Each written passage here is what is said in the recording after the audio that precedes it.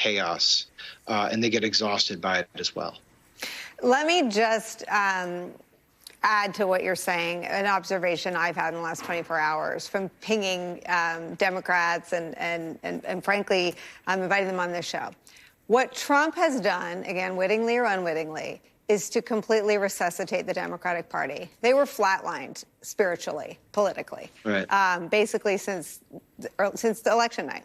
And what he has done is they have suddenly woken up. They remember why they're there. They're there to make government work the way it's supposed to work. They're there to keep their promises to all voters, whether they voted for them or not. And the thing that you just outlined, what Trump has done is Republican governors, now whether they'll go on Fox and say it or not, who knows? But Republican governors are going to have to align themselves with the members of Congress who see the law the way David and Andrew just articulated, because Republican governors have a bleep ton of voters who would like their services funded, their cancer research. And Republican governors are a lot closer to their constituents. Sometimes they're their neighbors.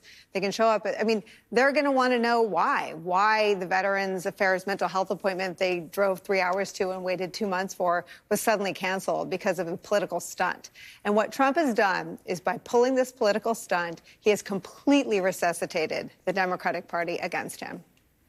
Yeah, it's the only caveat I would add to that, and it remains to be seen, is one of the clear objectives for this White House is to just flood the zone. And by that I mean a new thing, a new chaotic moment, a new crisis point is produced every day. And something that seems even more radical than what we just went through the day before. And so I woke up this morning, for instance, my inbox, my voicemail had been flooded with people worried deeply about this OMB memo, which I should point out was 2 pages. I mean, shutting down all federal grants through a 2-page memo is wild. But I woke up to a flood of voicemails and texts and emails.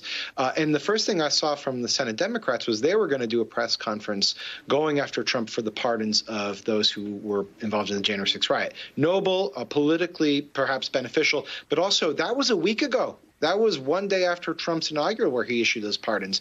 The news cycle is moving at a pace that I don't think any of us have ever experienced before.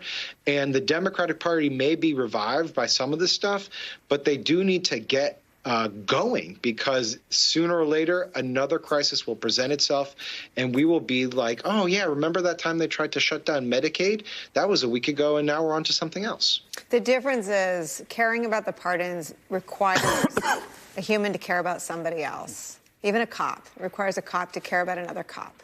And I think if we're being blunt, I'm not sure that's the moment we live in.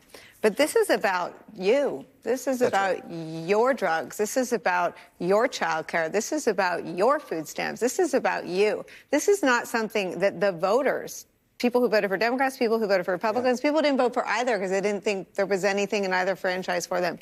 This is about them, and this doesn't go away with Trump's next outrageous tweet. Donald Trump lies about a lot, provides a ton of misinformation. Conservative media does. The military didn't go into California to remarkably start water overnight. What he's saying, nobody's going to be affected, that's not true. The reason, to your point, that this matters is because this breaks through the misinformation. This breaks through the gaslighting. When you can't go to your doctor appointment, you can't go to child care, the Medicaid portal is shut down. Now you know Donald Trump is lying to you. And what I'm most curious about, I think Sam's point is right about the fast-paced news. It's certainly too early for what I'm about to say. But Donald Trump is a lame duck. Mm-hmm. And at what point does the misstep of Donald Trump or the incompetence of his administration kind of cross that needle with the lame duck? And look, lame duck is within 2 years. Republicans themselves are going to be running to replace him. Democrats are going to be looking for the future of the party. And we know the fatigue and exhaustion of a Trump administration. We're feeling it now. Republicans are feeling it now. At what point does the lame duck problem come in for Donald Trump as well? Because too much incompetence. Look, he is in his second term. And people lose the fever in a second term. So we'll see. Sam Stein, thank you for joining us. Thank you. Stay free in the 4 o'clock hour. It's